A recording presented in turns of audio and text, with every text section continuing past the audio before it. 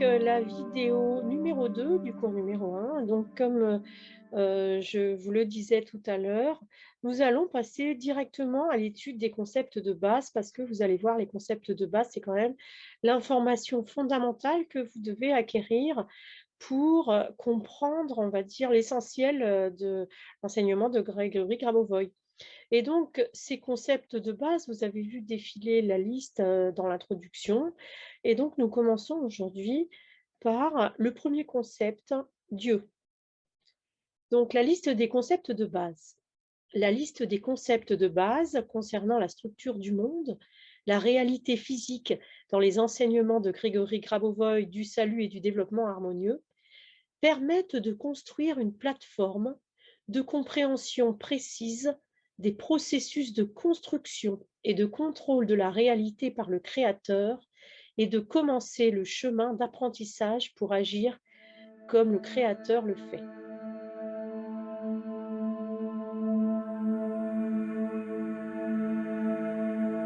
Voilà, donc on commence par parler de Dieu parce que notre objectif dans la vie éternelle va être de nous comporter comme Dieu le fait et donc de comprendre Dieu pour pouvoir, exister, manifester notre vérité, à la manière dont Dieu le fait.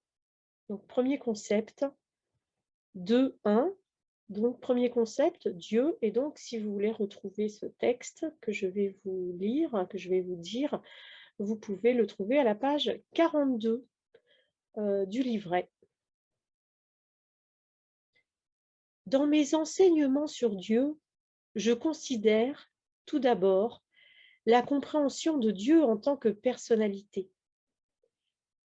La compréhension de l'action du corps physique de Dieu et la compréhension de la façon dont se produit, par exemple, l'interaction du corps de Dieu, ceci se réfère au corps physique de Dieu, avec l'informationnel et avec l'âme de Dieu.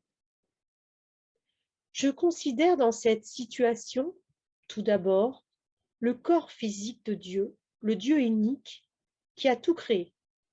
Puis je considère son esprit, puis son âme, et ensuite cette manifestation sous la forme de l'homme, par exemple, puisque Dieu a créé l'homme. La manifestation sous la forme de ce que Dieu a créé spécifiquement, certains supports du développement humain, par exemple, la planète Terre, ou pour le développement humain dans le futur, certains autres supports, par exemple d'autres planètes, d'autres civilisations et ainsi de suite. C'est-à-dire, je veux dire que dans ce cas, que dans mes enseignements sur Dieu, nous devons d'abord procéder à partir de l'auto-réalisation, c'est-à-dire comment nous percevons personnellement Dieu. Nous devons donc voir Dieu comme une personnalité agissante. Donc, voici une citation des enseignements de Grégory Grabovoi du 1er juillet 2003. Et donc, vraiment, il y a une chose importante à souvenir, c'est à quel point Grabovoi nous parle de la personnalité de Dieu et qu'en fait, trouver Dieu en soi, c'est se connaître soi-même.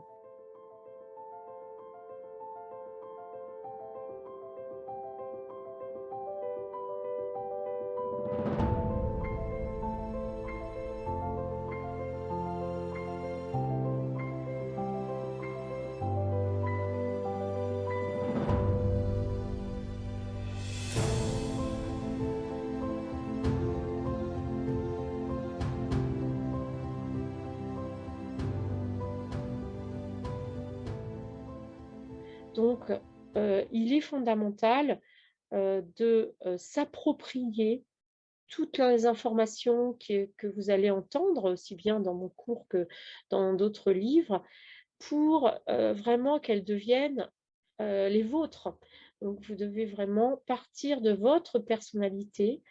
Vous devez accepter votre personnalité, vous devez aimer votre personnalité et connaître votre personnalité afin d'incarner votre partie divine.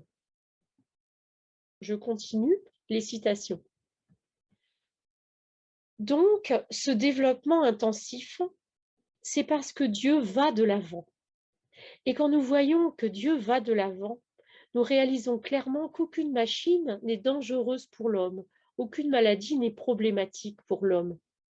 Bien sûr, l'homme peut tomber malade, mais il peut toujours se rétablir, parce qu'une fois que nous réalisons que la civilisation est aussi une voie de Dieu, que les différentes machines qui existent, les avions, et ainsi de suite, eh bien, tout simplement, le développement technologique est aussi une voie de Dieu. Alors nous voyons comment éviter la destruction de l'homme par le développement technologique. Il suffit, et c'est l'option la plus facile, de suivre les pas de Dieu, de marcher simplement sur ses traces. Quand on voit en cela l'action de Dieu, il s'avère que tout niveau raisonnable d'une personne, par exemple, une personne qui a inventé quelque chose, une sorte de technologie, un phénomène de la nature, Dieu, c'est Dieu au départ, pour une raison quelconque, qui lui a donné cette capacité d'invention. Et nous pouvons voir que Dieu est une sorte d'opérateur, de gestionnaire, exactement comme un contrôleur.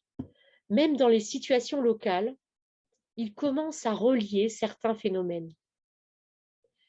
Pouvez-vous voir ici pourquoi un phénomène se trouve à côté d'un autre phénomène? Ou comment lier un phénomène qui semble sortir complètement de la physique? Ils ont inventé le rayon laser et ensuite ils ont commencé à l'utiliser dans les traitements. Autrement dit, comment Dieu fait-il des transitions entre les différents phénomènes? Comment les relie-t-il? Et comment leur donne-t-il une voix plus générale? Encore donc une citation des enseignements de Grégory Grabovoy sur Dieu du 1er juillet 2003. Donc là, bien sûr, hein, ce qui est très important, c'est de, voilà, de comprendre que le développement industriel et surtout technologique est une voie divine. Les machines ne sont pas une création de je ne sais quoi, du diable ou des méchants ou je ne sais quoi. Tout est création de Dieu à la base. Et là, ce qui est aussi très intéressant dans tout ça, et sur les points sur lesquels Grégory Grabovoy insiste à la fin de la citation que je viens de vous lire, c'est de notre travail qu'il va falloir voir les liens. Ça, c'est super important de comprendre que Dieu voit le monde unifié. Donc ça va être le prochain cours que je vais proposer juste après celui-là, le système des connaissances unifiées. Et donc, prenez l'habitude dès maintenant de réfléchir à tout ce qui relie les phénomènes entre eux, tout ce qui relie les causes et les effets, parce que voilà, c'est par exemple, là, ce qu'il vient de dire, c'est que au moment où on a inventé le laser, on ne savait pas forcément pourquoi et à quoi il allait servir. Sauf que Dieu, quand il a suggéré le laser aux personnes qui l'ont inventé, il avait déjà derrière la tête des utilisations ultérieures. Et vous voyez, donc ça, c'est très important de chercher à comprendre ce qu'il y a derrière tous les événements. Alors moi, ça, c'est quelque chose que je fais toute ma vie, c'est-à-dire tout ce qui m'arrive. Donc chaque journée, comme tout le monde, bah, j'ai des moments très, très lumineux, puis des moments un peu moins. Et des fois, j'ai des surprises qui me sont désagréables, par exemple. Et bien, à chaque fois, je me creuse la tête pour comprendre qu'est-ce qui se cache derrière, quel est le message de Dieu derrière tout ça, quel est le message de mon âme derrière tout ça. Et donc, c'est là exactement ce que dit Grabovoi dans ce que nous venons de lire, c'est-à-dire que suivre euh, la voie de Dieu, c'est-à-dire s'inspirer et essayer d'avoir un comportement comme Dieu, c'est d'une part se connaître soi-même et donc aimer sa propre personnalité, assumer, accepter sa propre personnalité. Et deuxième chose, voir le monde et voir tout ce qui relie les phénomènes entre eux, à savoir voir l'unité du monde, hein. C'est ça que Grabovoi nous dit là, c'est que trouver la voie de Dieu, trouver notre divinité, notre pouvoir divin, c'est vraiment c'est vraiment voir les liens qui unissent le grand tout, c'est-à-dire voir, à quel point tout est relié, que tout a du sens. Voilà, c'est très important.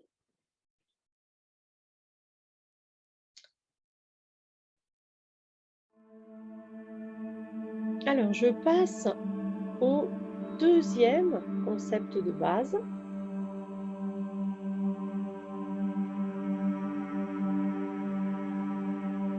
l'homme 2.2, et donc nous sommes à la page 44. Et je vous lis donc les citations. La personnalité de l'homme se manifeste par le corps physique, l'âme, l'esprit, la conscience, tous les phénomènes extérieurs et les événements. L'homme a également un niveau de communication constant avec Dieu. La lumière de Dieu est toujours présente dans chaque action de l'homme. Vous voyez encore la notion de reliance est vraiment de reliance de notre propre personne, de l'être humain, avec tous les objets, alors bien sûr, le lien entre nos parties intérieures, nos parties extérieures, hein, notre corps, hein, ce que j'appelais le partie intérieure, là c'était le corps physique, mais bien sûr, le corps n'est pas la seule chose intérieure, puisque l'âme, l'esprit, la conscience peut très bien les placer également à l'intérieur de nous-mêmes, hein. Mais voilà, ce qui est à mon avis fondamental, c'est de comprendre que l'homme est relié à tout ce qui l'entoure, à l'environnement, à tous les objets du monde, à tous les autres humains bien sûr, et à tous les événements qui arrivent. C'est-à-dire que, un tremblement de terre qui arrive à l'autre bout du monde, est relié à vous-même. Même si vous en avez rien à faire parce que ça ne vous intéresse pas, vous êtes concerné. Ça, c'est très important. Et donc, deuxième chose très importante, là, c'est que Dieu est toujours là près de nous, hein, et communique avec nous, nous inspire, et nous l'écoutons ou pas. Mais en tout cas, la lumière de Dieu est toujours là à nous inspirer. Donc, je continue.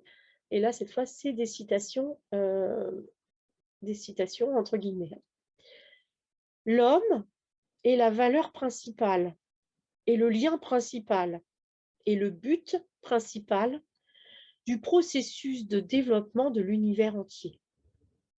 L'homme est une individualité unique, une personnalité unique d'une part, et une partie de la communauté humaine unique, une partie de l'univers unique d'autre part. Donc, vous voyez, ça c'est très important, l'idée que l'homme est au centre du monde, au centre de l'univers, puisque moi, c'est quelque chose que j'ai souvent entendu dans mon entourage. Ah oui, mais Grabovoi, il pense qu'à l'être humain. Bon, euh, vraiment, c'est pas évident à expliquer aux gens qui sont dans un milieu athée, mais c'est vraiment la compréhension que nous sommes l'incarnation de Dieu, nous sommes créés à l'image de Dieu, et donc nous sommes, on va dire, euh, nous avons été créés pour incarner Dieu.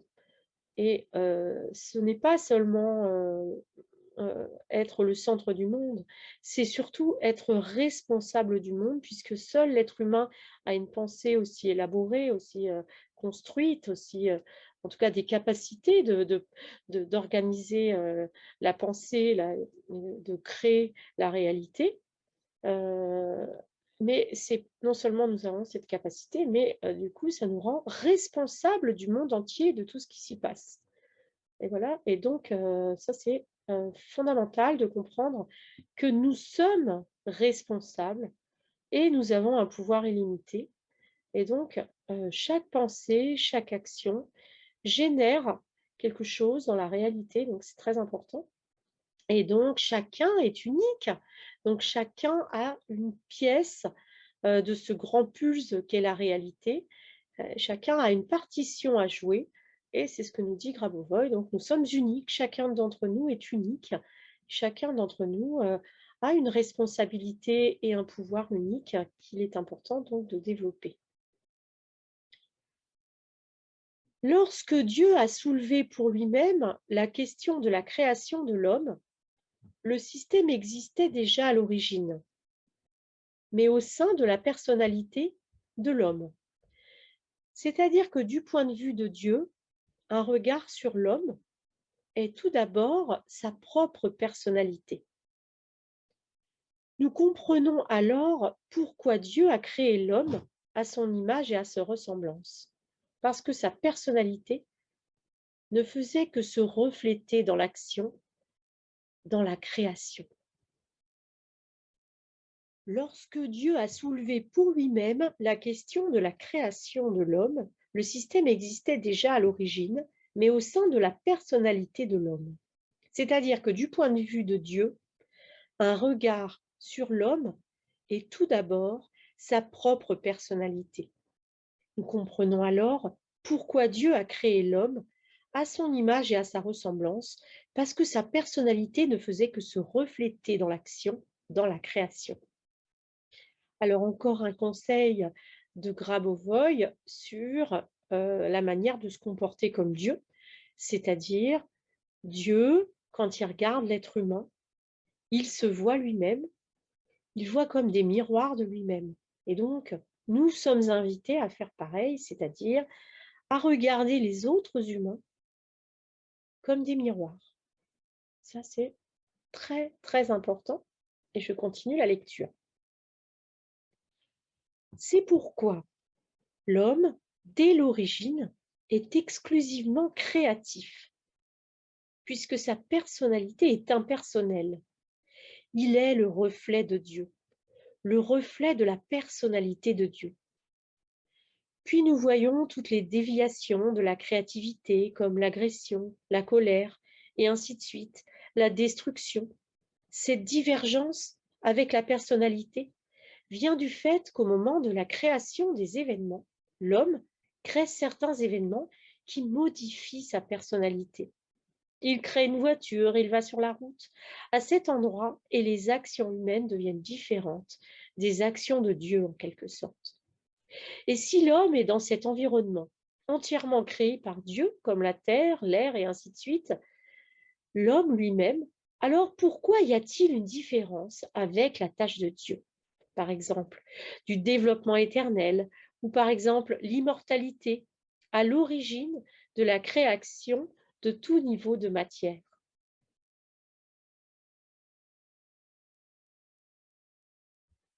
Alors pourquoi y a-t-il une différence avec la tâche de Dieu, par exemple, du développement éternel, ou par exemple l'immortalité, à l'origine du niveau de la création, de tout niveau de la matière? La réponse à cette question est à nouveau la liberté de choix de la personnalité humaine.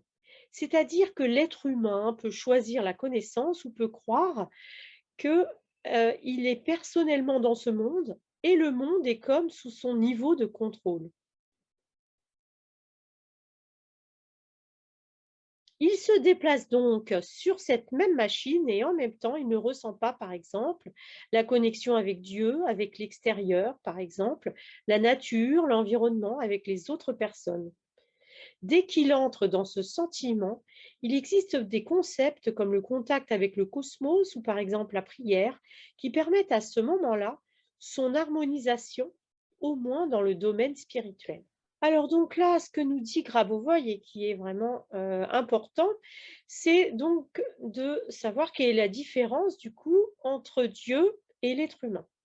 Donc, comme le disait Grabovoi juste avant, l'être humain, dès le moment où il crée des événements, où il agit dans la matière, eh bien, il s'éloigne finalement de Dieu, il oublie en fait, comme il a le libre arbitre, eh bien, il oublie, par exemple, de se connecter avec Dieu, il oublie, par exemple, de respecter la nature, de respecter l'environnement ou de communiquer avec les autres personnes. Et c'est de cette manière que l'être humain, du coup, oublie qu'il est immortel, l'être humain oublie qu'il peut tout créer parce qu'en fait, il oublie sa connexion avec Dieu et avec l'univers entier. Et donc, c'est pour ça, à la fin du paragraphe, Grabovoi nous dit, il existe des concepts comme le contact avec le cosmos ou la prière qui permettent à ce moment-là son harmonisation, au moins dans le domaine spirituel. Donc, comme de par notre incarnation, nous nous déconnectons finalement de notre origine divine, eh bien, il faut avoir des moments où nous nous reconnectons avec Dieu, où nous nous reconnectons avec cette conscience d'être lié avec tout ce qui est. Et donc, par exemple, la prière ou l'observation du cosmos, le contact avec le cosmos, la communication avec Dieu, la méditation, tout ça, ce sont des formes de connexion, de reconnexion avec notre origine divine.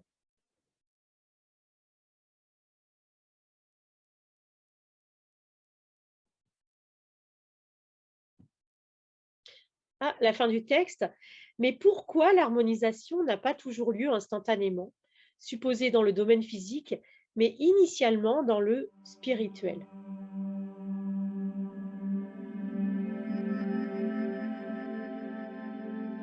2, 3. Troisième concept, la réalité. La science orthodoxe considère qu'il existe une réalité physique objective. Je réfère cette réalité objective à la zone statique de la conscience. Pourquoi exactement à la zone statique? Eh bien, rappelons comment en général cette réalité se forme. La réalité que nous percevons est en fait le produit de la conscience collective. Cette réalité apparaît comme le résultat de la moyenne de l'énorme quantité d'idées des diverses consciences individuelles. Chaque conscience a en effet ses propres idées. L'idée moyenne reçue devient déjà stable. Rappelons-nous l'expérience du lancer d'une pièce de monnaie. Si la pièce est lancée plusieurs fois, le rapport entre le nombre de faces et le nombre de piles sera égal à 1. Grâce au calcul de la moyenne, nous avons obtenu la stabilité. Le rapport cible est devenu un nombre constant. Par conséquent, l'idée moyenne s'avère être stable exactement en raison de la moyenne des idées sur la base d'un très grand nombre de consciences différentes. Et la stabilité de l'idée signifie la constance de l'image de la réalité perçue. En particulier, la constante des lois, par exemple, la loi de la gravité. Toute constante peut être considérée comme de la statique. Ce qui précède permet de comprendre que c'est ce qu'est le champ de recherche de la science orthodoxe. Il s'agit d'une partie de la perception liée à la statique de la conscience qui est acceptée comme une réalité objective, comme la réalité objective par la science orthodoxe. La pratique de la réalisation de la réalité désirée, par exemple dans la guérison du cancer, montre que le désir existe objectivement tant au niveau de la réalité comprise, présence de la maladie, qu'au niveau de la réalisation du désir, guérison. Par réalisation du désir, j'entends une autre forme de conscience, c'est-à-dire la conscience dynamique. Les phénomènes observés du monde physique qui se rapportent à la zone statique de la conscience ne sont qu'une partie d'un monde de phénomènes plus général qui inclut également la conscience dynamique. Ainsi, apparaît une loi objective liée à l'influence de la conscience sur la réalité existante. Le changement des formes de pensée change la réalité. Donc, c'était un extrait de La résurrection des hommes et la vie éternelle sont désormais notre réalité de Grégory Grabovoi. Donc là, c'est très intéressant parce que là, Grabovoi nous parle clairement de ce que c'est que la réalité et que donc la réalité, entre guillemets, objective, qui est considérée comme ça par la science occidentale, ce qu'il appelle la science orthodoxe, c'est la science occidentale, la science du monde industriel, eh bien, cette réalité-là, elle est la résultante de toutes les consciences humaines et le résultante notamment de la moyenne de toutes les idées et croyances et de la conscience de toutes les consciences humaines. Donc, en fait, pour changer la réalité, bah, il faut, changer le maximum de conscience. C'est pour ça que vous devez, non seulement vous-même, élever votre conscience, changer les formes de votre pensée, changer vos pensées et c'est vrai que c'est pas facile de développer, de cultiver une pensée qui n'est pas celle de tout le monde. En gros, c'est plus facile d'être un mouton que d'être un pionnier, qui décide de croire et de, cultiver l'idée que nous sommes des êtres éternels et nous avons la capacité d'être des êtres immortels dans le corps physique. Et donc, plus, plus il va y avoir de gens qui vont, rentrer dans cette conscience-là, qui vont y croire parce que pour il ne s'agit pas d'y croire en se disant: «Est-ce que c'est vrai? Est-ce que c'est pas vrai?» Puisque toutes les pensées créent la réalité. Il s'agit de dire: «Est-ce que nous avons envie d'être éternel et immortel ou est-ce que nous voulons continuer à souffrir et à mourir, et renaître ou je ne sais quoi?» Enfin, on n'est même pas sûr de la réincarnation d'ailleurs, hein, donc voilà.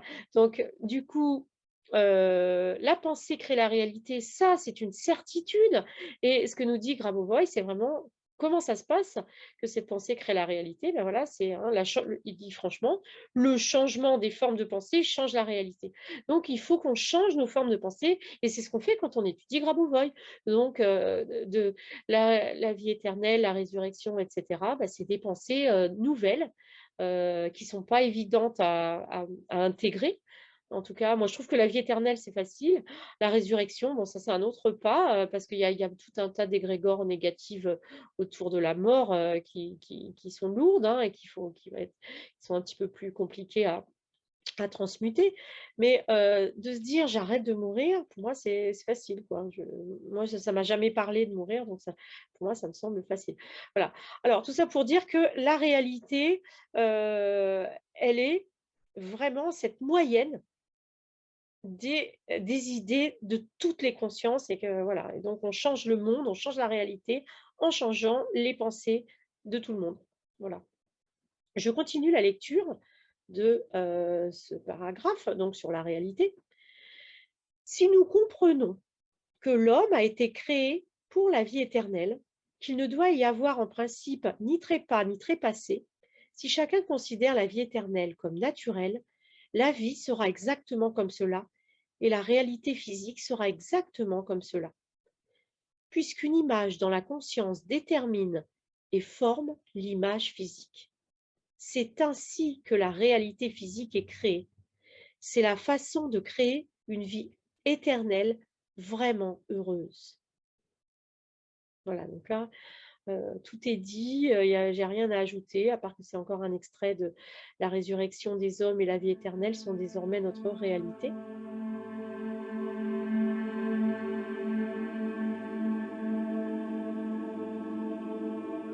et nous passons au concept suivant, qui s'appelle «L'âme de l'homme» et qui se trouve donc à la page 48.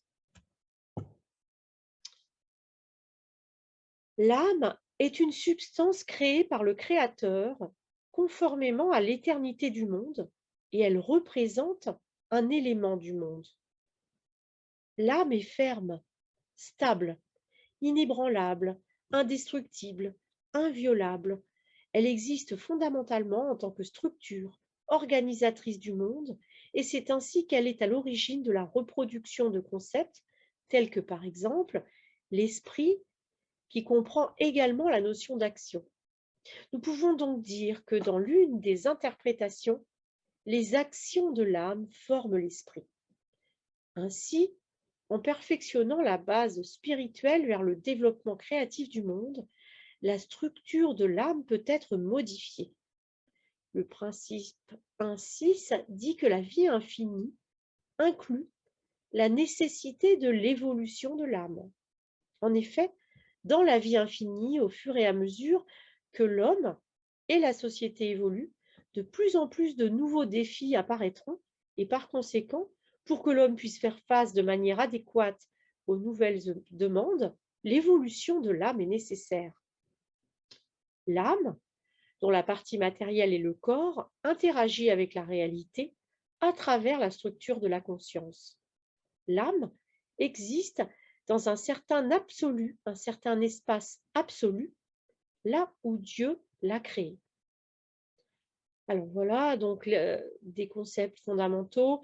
L'âme, c'est quelque chose qui évolue, donc ça, c'est pas forcément une idée répandue, mais l'âme, elle a beau être stable, ferme, comme un rocher, hein, c'est vraiment l'âme, c'est notre sécurité, c'est notre solidité, c'est notre refuge, hein, le refuge chez les bouddhistes, c'est vraiment ça, c'est ce lieu de paix qui est en nous.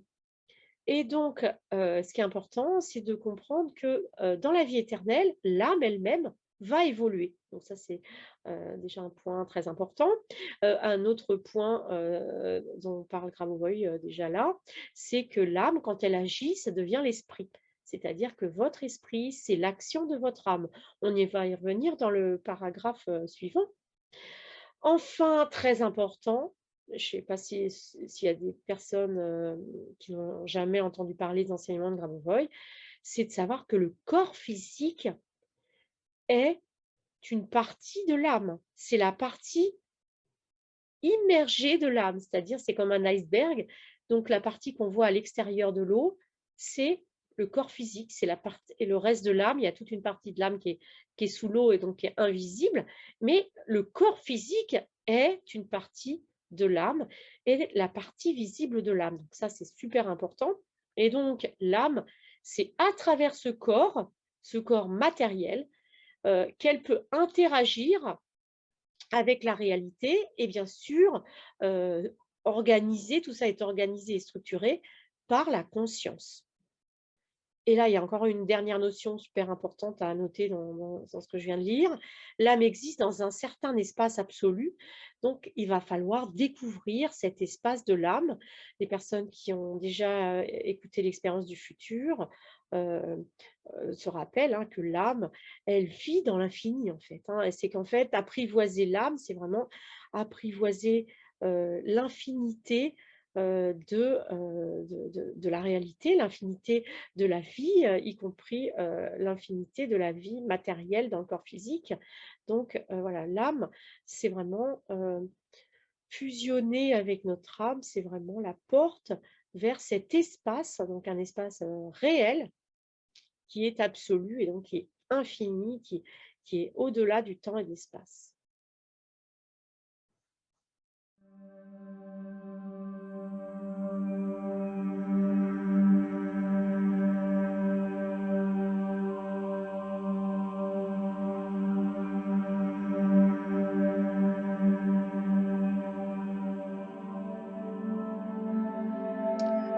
L'esprit de l'homme.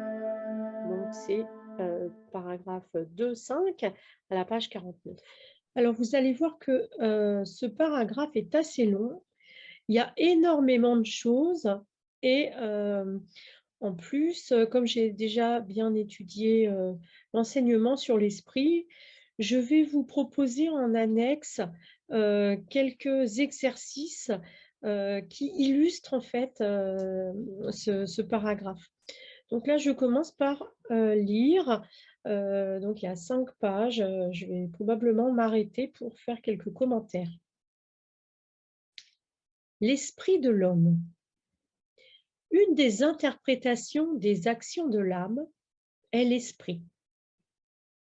Le contrôle spirituel est une structure de contrôle. L'esprit contrôle la conscience. Il existe une interdépendance entre les structures spirituelles et physiques. En changeant l'information de la structure physique dans la sphère de l'esprit, nous pouvons faire passer l'esprit au niveau où il sera capable de changer n'importe quelle structure physique ainsi que de créer un corps physique. Principe 2.2. Donc, créer, recréer, donc guérir, là, il sous-entend également la résurrection, mais voilà, l'idée, c'est vraiment de comprendre que l'esprit est créateur, hein. L'esprit, c'est créateur de matière, c'est l'esprit, quoi. Et donc, c'est pour ça que j'ai intitulé mon programme, le premier programme de Grabovoi que j'ai enseigné, Esprit créateur, puisque j'avais étudié en détail le texte sur l'esprit. D'ailleurs, je vous le recommande déjà, mais je vais encore l'approfondir, dans un avenir, proche parce que, voilà, j'adore l'esprit en fait, c'est tout bête. J'adore l'âme, l'esprit, c'est des structures qui me mettent en joie en fait, rien que de penser à l'âme et à l'esprit, j'adore et plus j'en sais sur, ce fonctionnement de l'âme et de l'esprit, plus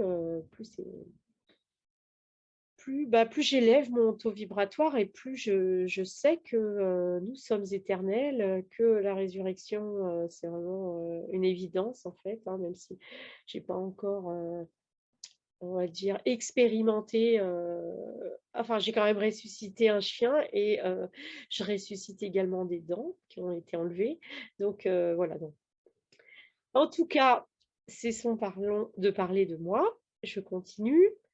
Donc là, ce que nous dit Grabovoi, hein, c'est, qu'en utilisant l'esprit, on va comprendre qu'on peut modifier n'importe quelle structure matérielle, n'importe quelle structure physique. En élevant l'esprit au niveau où il sera capable non seulement de changer la structure physique, mais aussi de la créer, et de créer, entre autres choses, un corps physique entier également, nous avons pour conséquence que l'homme peut toujours rester en vie.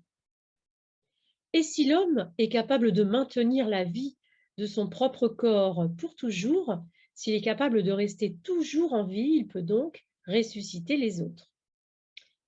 Mais l'esprit existe dans l'espace de l'action. Et ici, l'espace est associé au concept de conscience.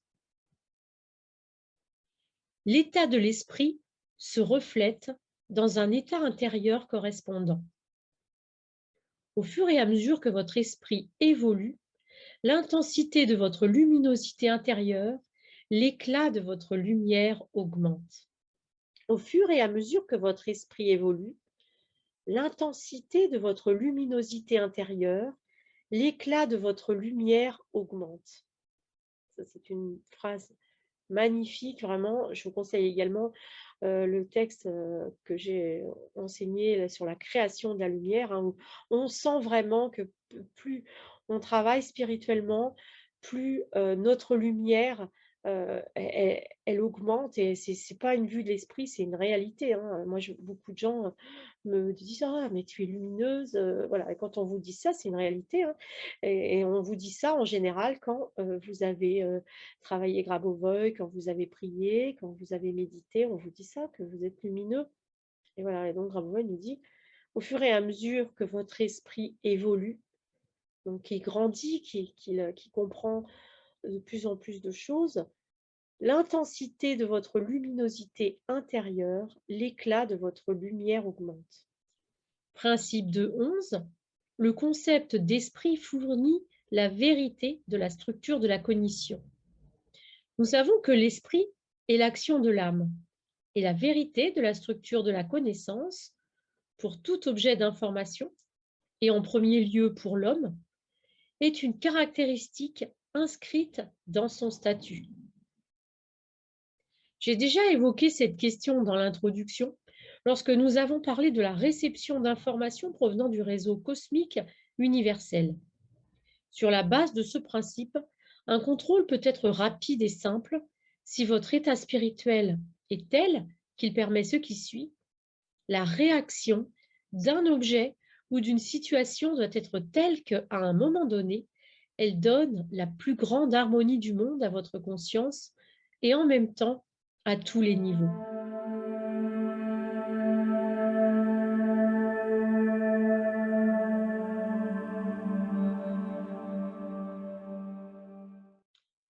Voilà, donc plus vous montez votre esprit, plus vous le rendez lumineux en le faisant évoluer, votre esprit, plus vous donnez l'harmonie au monde autour de vous.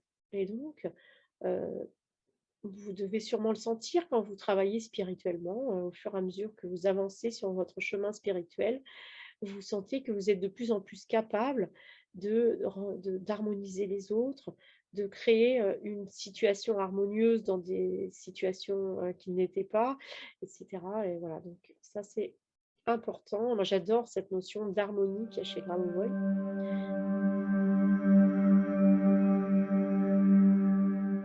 Ainsi, le pilotage devient la prise de conscience du fait qu'il est nécessaire d'introduire votre propre élément spirituel dans tout événement et ainsi fournir plus d'harmonie. En d'autres termes, vous pourrez disposer de l'état spirituel nécessaire qui mettra exactement en œuvre le contrôle. Ainsi, ce principe vous rend capable d'accéder à un pilotage par la cognition, la connaissance, à travers l'état d'esprit du niveau le plus élevé qui soit. L'homme a une capacité spéciale, distincte du niveau spirituel, car le contrôle spirituel entre dans la structure du contact avec Dieu. Ainsi, s'il le souhaite, l'homme peut évoluer très rapidement. Si le système de contrôle spirituel est très développé, nettement plus développé que le système de conscience, et s'il exerce un contrôle total sur toutes les cellules et la conscience elle-même, alors l'objet deviendra tout à fait indestructible, car il est possible de créer la matière et par conséquent de créer tout corps physique, y compris celui de l'homme, au moyen d'une conscience basée sur des principes spirituels évolués. Grégory Grabovoi, la résurrection des hommes et la vie éternelle est désormais notre réalité.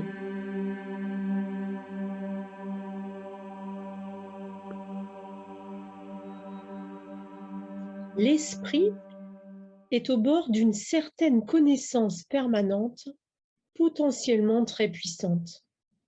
C'est le niveau de connaissance où Dieu enseigne à l'homme de manière très détaillée et approfondie. C'est-à-dire que Dieu nous enseigne dès l'origine, à la naissance de l'homme, comment, par exemple, il doit développer sa propre cellule après le premier niveau de conception, comment il doit faire la première respiration juste après la naissance, et ainsi de suite. Qui sommes-nous donc? Oui, qui suis-je? Par exemple, si vous demandez cela à un homme, alors le concept en direction de soi-même, dans cette situation, décrite dans mes enseignements sur l'esprit, ressemble à la direction d'une concentration maximale de l'esprit à l'intérieur, par exemple, de la personnalité humaine. Et dans le corps physique aussi, ou encore dans sa vie créative, ou dans son travail, parce qu'une personne peut se réaliser non seulement dans son corps physique, mais aussi dans sa vie professionnelle. Il s'avère que lorsqu'une personne se développe in utero, la tâche de survie, la tâche de développement de ces événements futurs est déjà sa création, sa contribution. La liberté maximale se trouve dans la réalisation personnelle, c'est-à-dire qu'une personne peut s'asseoir dans une grotte et se réaliser, ou bien dans n'importe quelle autre situation dans la société. Il s'avère que cette personne ressent vraiment la liberté de ses manifestations spirituelles, de ce qu'elle perçoit comme une connaissance spirituelle. Par conséquent, en réfléchissant plus loin, on voit que l'homme a en fait cette liberté avant la naissance ainsi qu'avant la conception. L'esprit a une valeur illimitée car il a un accès infini au système et il s'avère que c'est presque toujours le cas. L'enfant, pendant le développement du fœtus, est souvent plus libre que lorsqu'il commence à marcher et que quelqu'un commence à le restreindre parce que c'est son environnement naturel et il l'aime. L'environnement de l'âge précoce, cette propriété infinie de l'esprit, exprime l'existence d'une source unique sur l'esprit, où l'homme, de manière pratique, peut se relier, comme sur une perception collective, et comprendre ainsi qu'il est inséparable de Dieu. Il se voit alors comme une valeur individuelle dans le champ infini, dans la zone de l'âme de Dieu, là où l'Esprit de Dieu naît. Ici apparaît une lueur si puissante que vous pouvez voir de vos propres yeux le corps physique du Dieu unique. Vous devez entrer dans ce point, à cet endroit précis. Dès que vous aurez vu le corps physique du Dieu unique, vous comprendrez immédiatement comment développer votre esprit sur la suggestion de Dieu, selon ses buts, ses objectifs. Ce n'est pas qu'il ordonne d'y faire quelque chose d'obligatoire ou de réaliser quelque chose d'une manière ou d'une autre dans un cadre d'un programme rigide, non. C'est-à-dire que la tâche est très simple. Chacun doit avoir un développement maximal égal, libre, etc., mais ne peut pas être détruit. Par conséquent, ici, le type du principe de la tâche s'inscrit dans ce point où l'esprit de l'homme, par exemple, se choisit des tâches générales pour lui-même, c'est-à-dire qu'il se fixe des objectifs et il les réalise. Par exemple, il existe la tâche du salut universel. Il est clair que cela est nécessaire pour l'homme, comme un postulat logique, n'est-ce pas? Si nous imaginons l'hypothèse que cela n'est pas un postulat logique, d'où vient donc cette connaissance qui se forme comme la connaissance d'une mission? C'est-à-dire, comment l'homme est-il préparé par nature à cela et comment y va-t-il? Eh bien, il s'avère que cette connaissance de la mission précisément est connue avant l'aptitude à la connaissance logique. Oui, la mission et l'environnement spirituel et le système spirituel aussi. Il s'avère que cette connaissance, c'est l'esprit qui est entré initialement en contact avec Dieu au moment même où l'homme l'a reçu de Dieu. Donc, vous voyez des extraits encore des enseignements de Grégory Grabovoy sur l'esprit. Et c'est pourquoi je vais vous mettre en annexe des exercices que donc j'avais mis au point à partir des cours du docteur Konef sur les enseignements sur l'esprit. Donc, c'est un texte qui date de 2003. Et donc, je vous encourage vraiment à relire le texte que je viens de vous lire ou le réécouter et comprendre à quel point l'esprit, c'est l'action de notre divinité. L'âme, c'est notre divinité, c'est son refuge, son calme, son encre, c'est l'encre de notre divinité, c'est la grotte où on se réfugie, alors que l'esprit, lui, le mot guerrier est trop porteur de destruction, mais c'est vraiment celui qui agit, celui qui guérit, celui qui va de l'avant. Hein. On l'a lu un peu plus tôt dans le texte. Dieu va de l'avant et vraiment la partie en nous qui va de l'avant, qui avance, qui construit, qui développe, qui crée. Le créateur en nous, c'est l'esprit, le constructeur, voilà, l'acteur, quoi. L'acteur, c'est vraiment ça, celui qui agit en nous et celui qui développe le chemin, c'est l'esprit en nous. Et donc, l'esprit, c'est vraiment